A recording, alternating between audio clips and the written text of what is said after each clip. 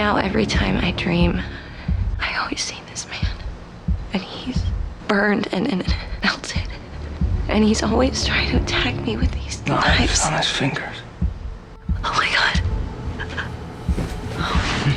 We're having the same dream.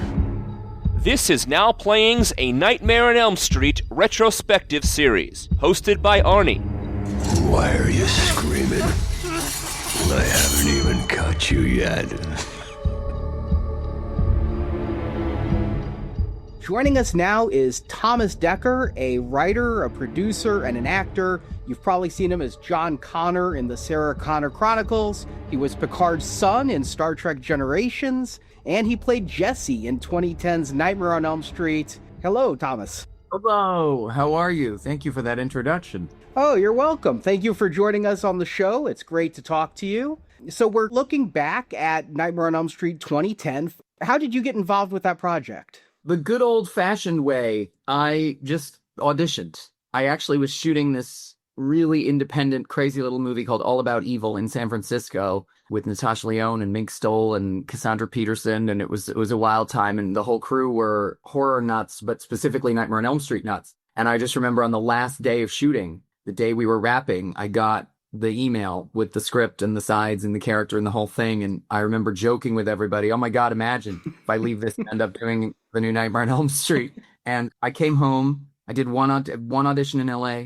And then like a day later, I did a chemistry read with Katie Cassidy. And like the next day I had it. It was a really fast process. And you were always going for the role of Jesse. I know sometimes actors go for one role and get a different one. Yes, and that has happened to me before, where I've gone in for one and gotten the other. But no, this one I was always for Jesse, and I believe Kyle was already cast as Quentin before I even went in. I think he might have been the first cast, if I remember correctly.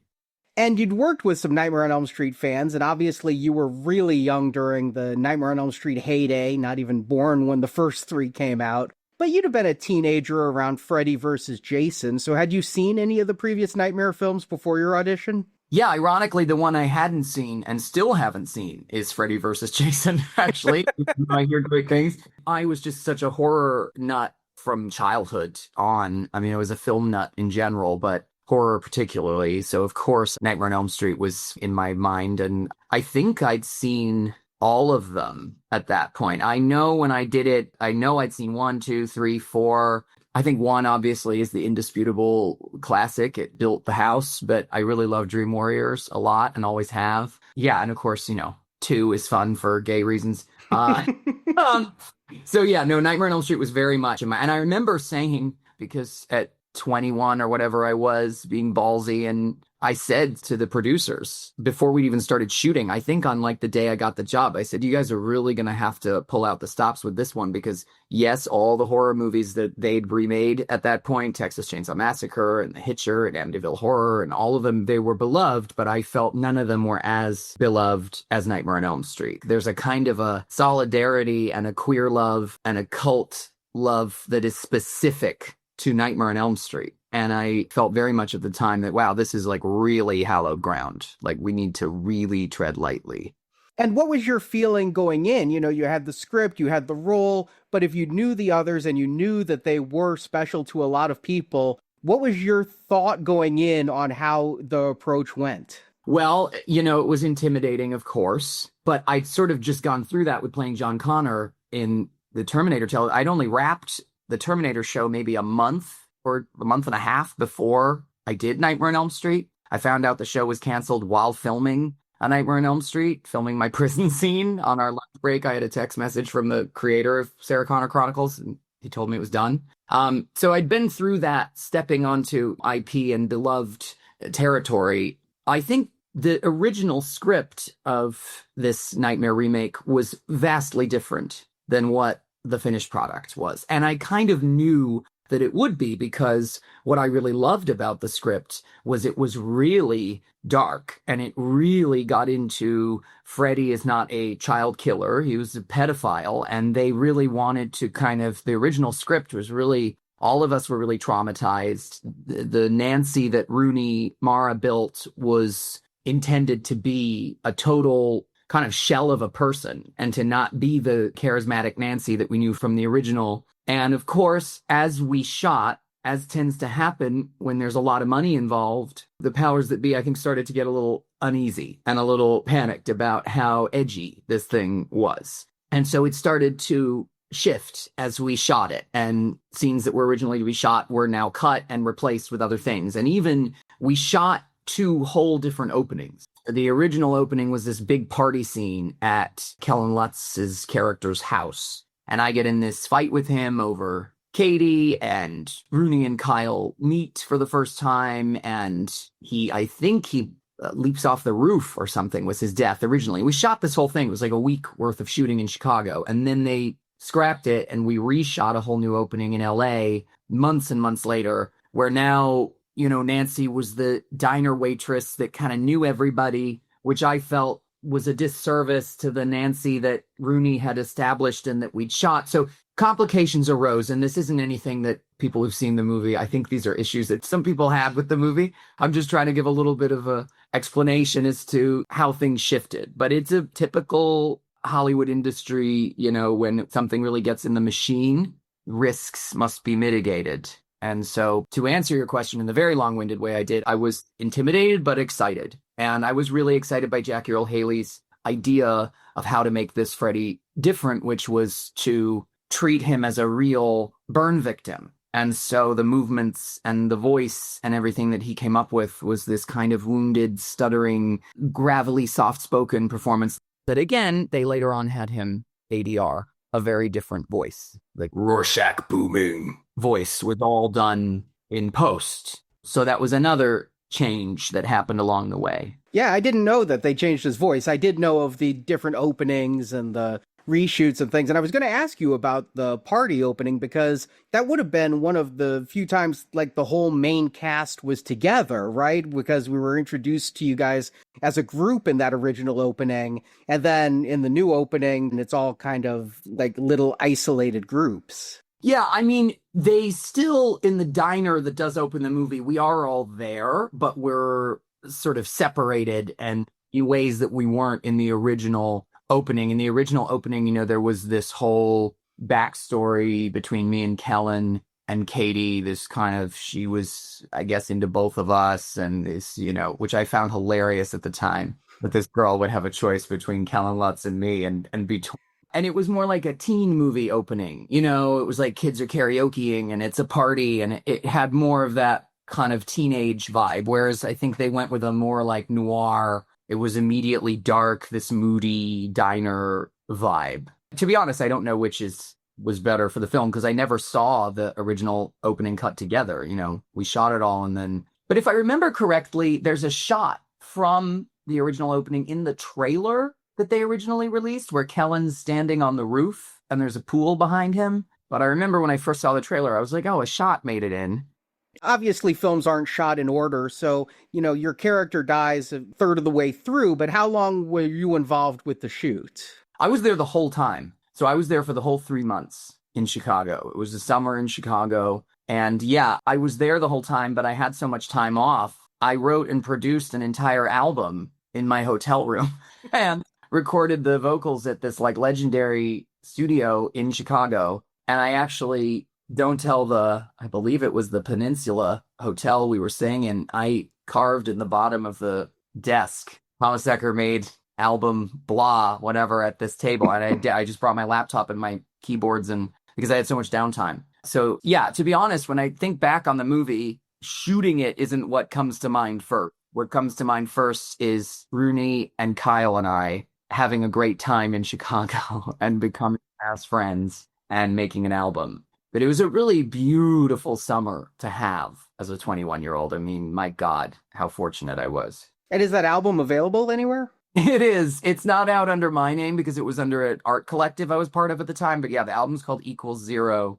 and the project was called 0 times 0, OXO. And yeah, the album came out, I think, a year or so later. But yeah, that was the album made during the nightmare. You've been acting a long time when you did this role. What was the vibe like on the set overall? You'd even done some horror movies before and after that. What was it like, shooting Nightmare, which was, a Michael Bay production compared to the other stuff you'd been doing? It felt similar to doing big TV shows, which I'd done quite a bit of at that point. Big set, big crew, every day kind of a big wow undertaking. And the production value of where we were shooting in these, like, in that paint factory, I think is what it was the, the industrial where all the nightmares happen and where I die and all that. So it was a daily kind of, wow, this is so impressive. But I think for me, because I was such a horror fan person and inspired by horror creatively, so I'd say more so than anyone else in the cast, certainly. I definitely would get frustrated when I would see certain things or certain, I was very protective of A Nightmare on Elm Street, and I was protective of what we were doing with the characters and with the story. And I think doing indie horror, the horror fan in me feels very like, okay, well, we're all on the same page here. We all want to do this because we love the genre. And I think a lot of people, of course, just on any giant movie, they're not doing it because they love the genre or they love the kind of movie. It's more like it's just work for them. And there's nothing wrong with that. It just was a definite adjustment. I think it was the first time I'd done, well, since childhood at least, that I'd done big studio horror. But it was fascinating. I mean, they were using technologies that were brand new. We used a robotic camera for a lot of the transitions from the real world to the nightmare world, like that great shot of Rooney in the grocery store aisle. And then it becomes the kind of hall of the industrial place, and just interesting stuff. And Jeff Cutter, the DP, was a really fascinating artist to watch. You talked about the cinematographer. The director of this, Samuel Bayer, this was his, as of now, only feature film. He's done amazing work in music videos, but Nightmares was his first feature film. What was it like working with him? Well, it was funny because I'm still friends with her, but I was good friends with Shirley Manson at the time because we'd just done Sarah Connor Chronicles together, and he'd done a lot of music videos for Garbage. So when I got this movie, I text her and I said, well, this Sam Bayer, what's he like? I don't remember what she said exactly, but it was something like, he's a genius, buckle up, or something, because he did come from a very different music video world where he liked to operate the camera himself and shoot it himself, and very hands-on and very involved. And so then suddenly having Jeff Cutter, this fabulous director of photography, he had to kind of step back a bit and relinquish the control in certain areas that I don't know if he was certainly not used to, and I don't know if he was really prepared for. I loved Sam. We had a good, funny working relationship. We had some spats here and there, but they were always kind of respectful, funny ones. And, went to his art shows and stuff a lot for the years that followed. And I don't know, to be honest, why he hasn't made a film since. I'd assume it's by choice. But in terms of working with him, I had a good time. He was just kind of funny to me. I think I was funny to him. Yeah. So your time in the film has two great death scenes involved. The first is, of course, your own. I think that's the most shocking one of the film. And then you're heavily involved in the death of Chris, played by Katie Cassidy. So I'll start with Chris's death first. There was some behind-the-scenes stuff on the Blu-ray that came out that had you there as somebody's being thrown around on the harness, sometimes Katie, sometimes the stunt woman. Did it require a lot of acting to respond to that when a human being is being flung around like that? Yeah, it was literally like a week just shooting that one scene. And as you just noted, yeah, we had Katie on hydraulics and, suspended. We had a stunt person. Then we had a specific acrobatic stunt person who had just done Drag Me to Hell, all crazy, when she gets thrown around the room in that wild sequence. And we actually all went and saw Drag Me to Hell together in the theater while making Nightmare on Elm Street. And I remember that too. That was a really fun night. But for a week, all day, every day, just had to stand in my boxers and a t-shirt and scream. And, and Chris, no, and oh my God, It was very Shelley Duvall, The Shining, where it was just like every day, Groundhog Day, just be hysterical. And it was a lot of just standing there shouting. But it was really cool at the same time, again, to watch. And of course, just to be in that sequence, because for me, the most iconic sequence in the original is that death scene. And so I was thrilled about it. The one funny backstory I'll give about that scene was that originally I was supposed to just be in boxers only. And then the whole me running down the street and getting arrested and with breaking into Nancy's house, all of that, I was supposed to just be in my boxers covered in blood. So I got this trainer and I was on this crazy diet and I was like, I've got to look good. He's got to be this like jocular thing. And I put in all this work. And then like 2 days before, or maybe more, like a week before we're going to shoot it, they're like, yeah, no, we're going to have you t-shirt and boxers the whole time. So then suddenly I just went crazy with like Chicago deep dish pizza, and I gave up entirely on the body, but I digress. But yeah, that murder sequence was wild and very long. And then my death was again crazy. We were shooting 2 units at the same time in that paint factory. And so while they were doing stuff with Nancy, I believe, and Freddy underground, we were getting all the Steadicam coverage of me running through that factory. And we had, his name eludes me sadly, but we had one of the greatest Steadicam operators in the industry on that movie. And it was just him following me around and doing all these different shots on this B unit. And then kind of similarly, again, in the script, it just said I was hanging when he says the line that I do love, where he says about the brain, you know, keeps functioning after death or whatever. And originally I thought I was just hanging this way. And then like 30 minutes before we're shooting it, they're like, you know, you're upside down, right? I'm like, oh, no, I didn't. But now I do. So yeah, I was hung from a kind of ankle harness. I've done 2 movies where I've had to be hung upside down for long periods of time. And I can tell you it's not fun. It's a really unpleasant after a while. It starts to really not be too much fun. And then when you're having to scream and cry and do all the rest of it upside down, it's a lot. But I like my death scene. I like that my heart gets ripped out. You know, and the one thing I will say on a semi-serious note was, which I appreciate that they allowed me to do, was it felt at that time, particularly the 2000s horror movies, it was like the women were always losing their minds, crying, screaming, hysterical, and the men never seemed to be remotely affected by what was going on. It was like there was too much fear of the male character not appearing macho enough that, you know, he'd be in this terrifying scenario and just always be the like, I've got this, like, you stay back, woman, I'm okay. And I just refused to do that with this. And I wanted for my whole death sequence and all of that to just be weeping and shaking and just a terrified little fragile, naive, you know, little boy, basically. And I appreciate that they allowed me to do that, because I was doing other projects at the time where that was very anti that. Don't show emotion, don't show weakness, don't, you know. And maybe that's because, you know, they suspected that I was gay and in the closet. So maybe they were just being super conscientious about it. I don't know. But it seemed in general, in the movies I was watching at the time, the men were never really allowing themselves to be wrecks of fear. And I'm glad that I got to do that as Jesse. That was the scene you did with Jackie Earle Haley. What was it like to work with him? Oscar nominated at that point, coming off of Watchmen. Yeah, I mean, obviously, my God, and I knew him from Little Children, that I thought he was amazing in. And I just remember, I think we all just felt bad for him, to be honest, because of the makeup. It was hours to get him in that. And I think an hour or 2 to get him out of it. And so he'd be working the same amount of hours we were, but with these additional 3 hours at the top of the day and 1.5 at the end of the day. But he couldn't have been lovelier. He couldn't have been a more respectful, wonderful actor to work with. And I will say, and we've all kind of agreed on this, that once he was in that makeup and once you were shooting with him and the glove came up and everything, it was very easy to play fear. You know, he didn't do the method thing where he sort of wouldn't talk to us or anything. We were very friendly with Jackie, but once we were doing the scene, it was very easy to be afraid of him. Then when the movie came out, it did gangbusters. It was a big success at the box office, not so loved critically. It was almost a year between the time you filmed it and the time it came out. What was your reaction seeing the final film and seeing that fans were going in droves, but critics weren't embracing it so much? Yeah, critics weren't embracing it, which I expected, because at least at that time, horror in general was still underappreciated by critics, especially remakes. There was so much vitriol surrounding remakes at that time, and there still are today, and I understand why, and remakes are a complicated issue.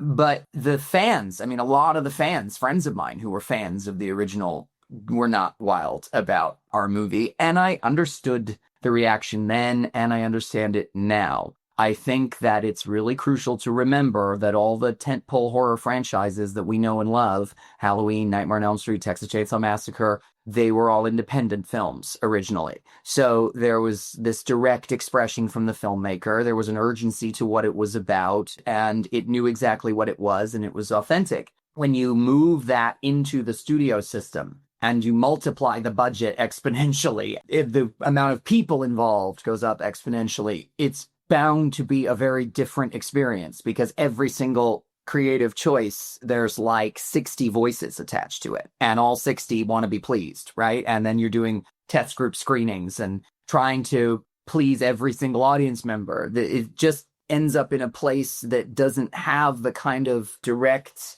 heart connectivity that the smaller version can have. So I was not really shocked, to be honest. I was expecting that reaction. But I also did feel, and I do feel today, there was a lot that was undervalued, underappreciated, and not really seen at the time because everybody was just going in wanting what the original was, and wanting the original Nancy, and wanting the original Freddy, and the whole point of this was to not be that.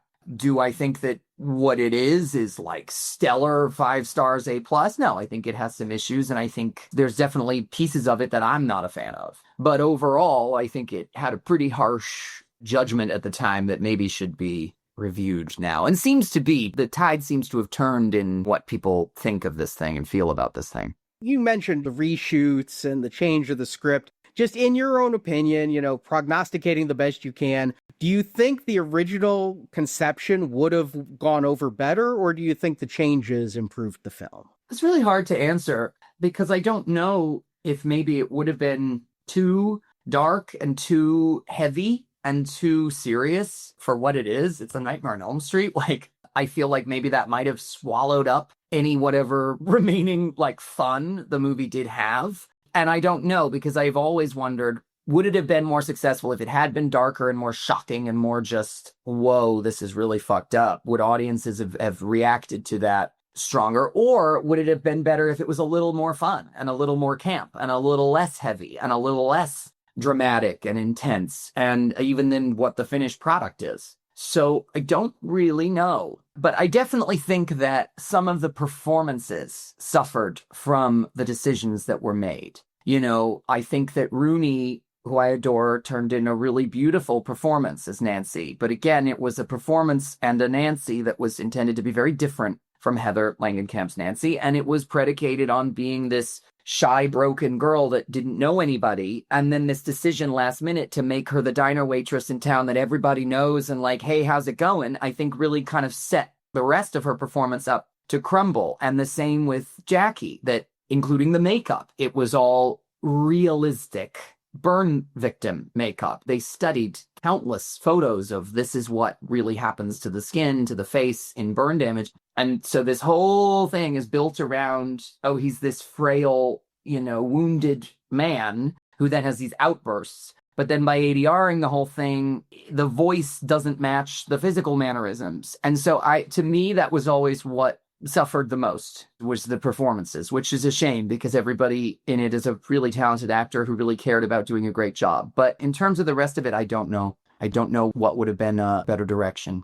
A few years after this, you did co-star in Fear Clinic with Robert Englund. Did you two commiserate over any Nightmare on Elm Street memories there? We absolutely did. So I did that movie because my friend wrote and directed it, and he'd asked me, if I would come and do this little indie in Ohio. But then, of course, he said, Robert is doing it. And Robert actually was a fan of the Terminator show that I'd done. And when the Nightmare on Elm Street remake was announced, I don't remember where it was, but some con he was at, he'd done a panel, and someone had asked him, what do you think of the cast of this new Nightmare on Elm Street? And he said, it was on video, it was on YouTube. He was like, well, I like Thomas Dekker from Terminator, so that bodes well. And so when I then met him to do this movie with him, I said, hey, thanks for, that shout out and, liking that I was joining the Nightmare universe. And to be honest, I don't remember if I asked him if he'd ever seen it or not. I don't remember talking to him about my Nightmare on Elm Street, but I, of course, asked him endless questions about his Nightmare on Elm Street, all of them. And Robert's a lovely guy. I mean, just one of the most entertaining, captivating, I would gladly do a 7-hour Robert Englund story hour where I can just sit there and he can just tell me stories, just tell me it all. He's amazing. He's an encyclopedia of film knowledge. I've had the joy of interviewing him, and he can bring in the references that you would never expect. He's like a modern Bela Lugosi, or he has such reverence and respect for the theatricality of what a villain is. I mean, it really, I don't know if Freddy partially made him who he is today, or if Freddy went to him because he's always been like that, but it definitely feels like he was born to be Freddy Krueger. And then you did write, produce, and direct your own horror film, Jack Goes Home. I've learned through this conversation you're a horror fan in general, but did your experience with Nightmare and Samuel Bayer give you any ideas of things to do or not to do when directing your own horror film? I mean, of course, it's, every acting experience I've had has had some little piece of education in my filmmaking side. And, I got to work for John Carpenter when I was 6 years old in Village of the Damned, and that was really, as ridiculous as it sounds, I knew then I wanted to direct just from watching him as a little kid. And I knew I wanted to do genre movies too, because it was already all my favorite movies at 7 years old were Carrie and The Shining and The Exorcist. There was no censorship in my house. So I was raised on pretty brutal adult horror at a very young age. And yeah, so Nightmare on Elm Street, of course, it definitely played a part. I learned a lot visually on making that movie that I absolutely applied to Jack Goes Home. But yeah, I'd say just overall, my experience in genre work very much was a part of it. And the whole reason that movie came to be was, it's a pretty autobiographical, semi-true account of my father dying and what I discovered about my childhood. And I wrote it in a depression and I wanted to make a movie about it, but I didn't want to make some dreary navel-gazing drama. And I thought, the way I can make this interesting is to make it a horror and take the intensity of what I've experienced and twist it into a kind of psychologically explosive horror film. And I think that's the beauty of the genre, period. I think that horror, whatever, it's such an large umbrella term that covers so many different subgenres and kinds of films. But I think ultimately the one thing that it unilaterally can give to any project is that you can discuss things and look at things that you couldn't any other way. I mean, and even the parts of the Nightmare on Elm Street I'm in that did survive the original draft, the parts that don't shy away from the backstory, as it were. You're talking about childhood trauma and some pretty heavy themes that you probably couldn't squeeze into a big summer movie any other way. And that's what I love about the genre, its capabilities. So to veer off the Nightmare on Elm Street topic for a final question about your more recent work, you were in Star Trek Picard Season 3, and if I remember it right, all your scenes were with Michael Dorn and Michelle Hurd, but in Generations, as I mentioned, you did play Patrick Stewart's son. But going to Picard, and obviously that episode was directed by Jonathan Frakes, did you have any chance to reconnect with Patrick Stewart and be remember me, I played this kid? No, I didn't get to see him, and it was such a shame because I was really excited about it. Star Trek Generations was my first movie. I was 5 years old. And I remember my first grade or my kindergarten teacher or something was a huge Star Trek and Patrick Stewart fan. And my mom asked him to write an autograph for my teacher, which was, went over very well, if I correctly. And I also did Star Trek Voyager. It was a recur on Voyager for many episodes when I was 8, I think. And so, yeah, Star Trek has just been in my life always. And even doing Picard recently was weird because Michelle Hurd's husband is Garrett Dillahunt, who I'd done all of the Sarah Connor Chronicles with. So I knew Michelle through him, and I think had met Frakes back on Generations, maybe? We'd met before, but I didn't get to see Patrick again. And that was really, I would have loved, that would have been wild, but it sadly didn't happen. This has been fantastic. Thank you for sharing your stories. We really appreciate this look back and you taking some time out of your schedule to do that. Oh, no, I appreciate it so much. The movie has its love and it's not so much love, but I am proud of it and I'm proud to be in it and I'm proud to be a part of the Nightmare on Elm Street legacy in some tentacle form. And so thanks for letting me talk about it. Now Playing is a Venganza Media production, copyright 2026.